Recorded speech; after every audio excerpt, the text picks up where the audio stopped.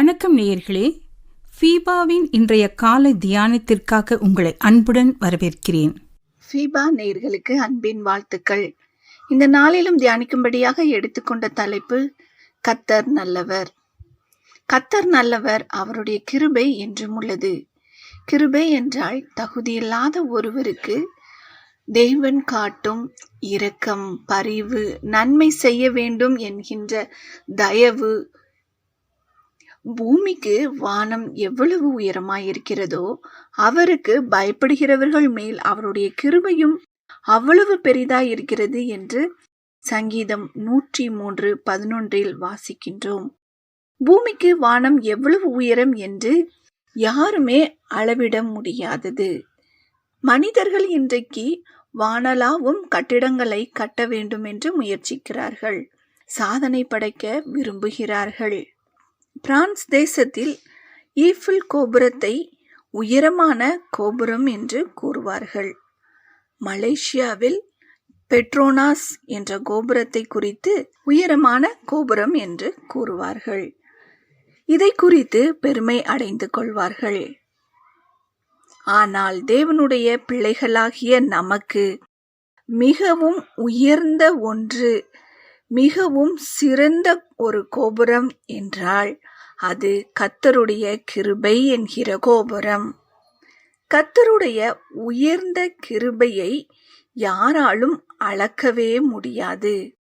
அவருக்கு பயந்தவர்கள் மேல் அவருடைய கிருபையும் அவ்வளவு பெரிதாயிருக்கிறது என்று சொல்லி நாம் வாசிக்கின்றோம். உமது கிருபை வான பரியந்தமும் உமது சத்தியம் மேக மண்டலங்கள் பரியந்தமும் எட்டுகிறது. கர்த்தாவே, உமது கிருபை வானங்களில் விளங்குகிறது, உமது சத்தியம் மேக மண்டலங்கள் பரியந்தம் எட்டுகிறது என்று சங்கீதங்களில் நாம் வாசிக்கின்றோம். தாவீது ராஜா தன்மேல் தேவனுடைய கிருபை மகா பெரிதாயிருக்கிறது என்பதை உணர்ந்து கொண்டார். உமது விரல்களின் கிரியையாகிய உம்முடைய வானங்களையும் நீர் ஸ்தாபித்த சந்திரனையும் நட்சத்திரங்களையும் நான் பார்க்கும்போது, மனுஷனை நீ நினைக்கிறதுக்கும் மனுஷகுமாரனை நீர் விசாரிக்கிறதுக்கும் அவன் எம்மாத்திரம் என்கிறேன். நீர் அவனை தேவதூதரிலும் சற்று சிறியவனாக்கினீர், மகிமையினாலும் கனத்தினாலும் அவனை முடிசூட்டினீர். உம்முடைய கரத்தின் கிரியைகளின் மேல் நீர் அவனுக்கு ஆளுகை தந்து சகலத்தையும் அவனுடைய பாதங்களுக்கு கீழ்ப்படுத்தினீர் என்று நாம் சங்கீதம் 8:3-6 வசனங்களில் வாசிக்கின்றோம். தேவ கிருபையின் உயரம் அளக்க முடியாத ஒரு மகா பெரிய உயரமான உன்னதமானது, மகா மேன்மையான மகிமையான கிருபை அது.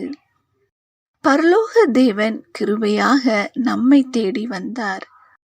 கிருபையினாலும் சத்தியத்தினாலும் நிறைந்தவராய் வாசம் செய்து கிருபையாய் ரட்சிப்பை நமக்கு கொடுத்திருக்கின்றார்.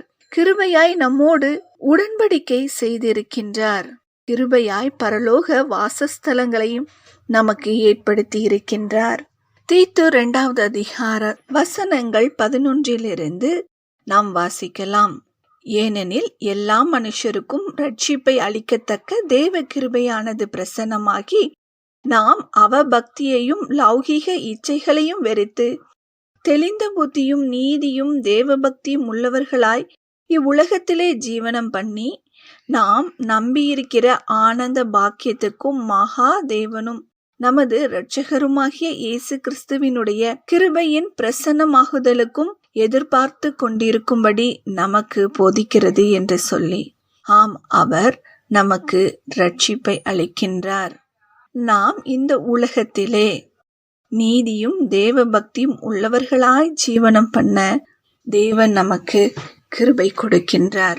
அது மட்டுமல்ல, யாக்கோபு 5:11 வசனத்தில் நாம் வாசிக்கின்றோம், நாம் சோதனையை பொறுமையோடே நாம் சகித்தோமானால் தேவன் நமக்கு கிருபையாக இறங்குகிறார் என்று சொல்லி, யோபுவின் சோதனையின் காலங்களில் அவன் அதை பொறுமையோடு சகித்தார், பின் தேவன் அவனுக்கு இறங்கினார். அதே போலதான் பொறுமையோடு நாம் சோதனைகளை சகிக்கும் போது அவர் கிருபையாக நமக்கு இறங்கி நன்மைகளை கொடுத்து நம்மை ஆசிர்வதிக்கின்றார்.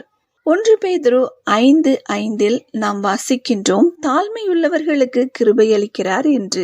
எப்படி இயேசு கிறிஸ்து தம்மை தாழ்த்தி தேவனுக்கு கீழ்ப்படிந்து இந்த உலகத்திலே தம்மை தாமே வெறுமையாக்கி அடிமையின் ரூபம் எடுத்து சிலுவையின் மரண பரியந்தம் தன்னை தாழ்த்தினாரோ, அதே போல நாமும் நம்மை தேவனுடைய சமூகத்திலே தாழ்த்தும் போது அவர் நமக்கு கிருபையை அளிக்கின்றார். பிலிப்பியர் 2ஆம் அதிகாரத்தில் நாம் இதை வாசிக்கின்றோம். சங்கீதம் 32:10 கர்த்தரை நம்பியிருக்கிறவனையோ கிருபை சூழ்ந்து கொள்ளும் என்று சொல்லி நாம் வாசிக்கின்றோம். நாம் கர்த்தரை முழுவதுமாய் எல்லா காரியத்திலும் விசுவாசிக்கும் போது நிச்சயமாகவே அவர் நமக்கு இறங்குகின்றார். தம்மை நம்பின பிள்ளைகளை அவள் ஒருபோதும் வெட்கமடைய செய்வதே கிடையாது. கிருபையாக அவர்களுக்கு இறங்கி அவர்களை கிருபையினால சூழ்ந்து ரட்சிக்கின்றார். மேலும் 2 கொரிந்தியர் 12ஆவது அதிகாரத்தில் நாம் வாசிக்கின்றோம், என் கிருபை உனக்கு போதும், பலவீனத்திலே என் பலன் பூரணமாய் விளங்கும் என்றார். ஆகையால் கிறிஸ்துவின் வல்லமை என் மேல் தங்கும்படி என் பலவீனங்களை குறித்து நான் மிகவும் சந்தோஷமாய் மேன்மை பாராட்டுவேன். அந்தபடி நான் பலவீனமாய் இருக்கும் போதே பலனுள்ளவனாய் இருக்கிறேன். ஆகையால் கிறிஸ்துவின் நிமித்தம் எனக்கு வரும் பலவீனங்களிலும் நிந்தைகளிலும் நெருக்கங்களிலும் துன்பங்களிலும் இடுக்கண்களிலும் நான் பிரியப்படுகிறேன் என்று பவுலப்போஸ்தலர் கூறுகின்றார்.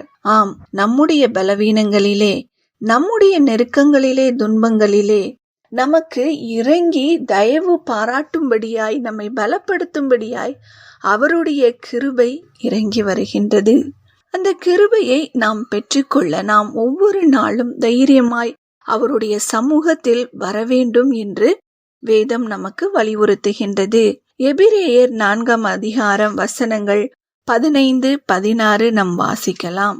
நம்முடைய பலவீனங்களை குறித்து பரிதபிக்க முடியாத பிரதான ஆசாரியர் நமக்கு இராமல் எல்லாவற்றிலும் நம்மை போல் சோதிக்கப்பட்டும் பாவம் இல்லாதிருக்கிற பிரதான ஆசாரியரே நமக்கு இருக்கிறார். ஆதலால் நாம் இரக்கத்தை பெறவும் ஏற்ற சமயத்தில் சகாயம் செய்யும் கிருபையை அடையவும் தைரியமாய் கிருபாசன தண்டையிலே சேரக்கடவும் என்று வேதம் நமக்கு வலியுறுத்துகின்றது. ஏனெனில் அவருடைய சமூகத்திலே நாம் வந்து அவருடைய கிருபைக்காக, அவருடைய இரக்கத்துக்காக நாம் வேண்டி நிற்கும் போது அவர் நிச்சயமாகவே நமக்கு அருளுகின்றார். அது மட்டுமல்ல, சகலவித கிருபையும் பெருக செய்ய அவர் வல்லவராயிருக்கின்றார். 2 கொரிந்தியர் 9:8 வாசிக்கின்றோம், தேவன் தாமே இந்த வசனங்களின்படியாய் நமக்கு சகலவித கிருபையும் பெருக செய்து நம்மை வழிநடத்துவாராக. ஆமேன். இன்றைய காலை தியானத்தில் பங்கேற்றமைக்காக நன்றி. உங்களது கருத்துக்களை பகிர்ந்து கொள்ளவோ மேலும் விவரங்கள் அறிந்து கொள்ளவோ 94585042 என்ற எண்ணிற்கோ அல்லது info@fibaonline.org தொடர்பு கொள்ளவும். தேவன் தாமே உங்களை ஆசீர்வதிப்பாராக. ஆமேன்.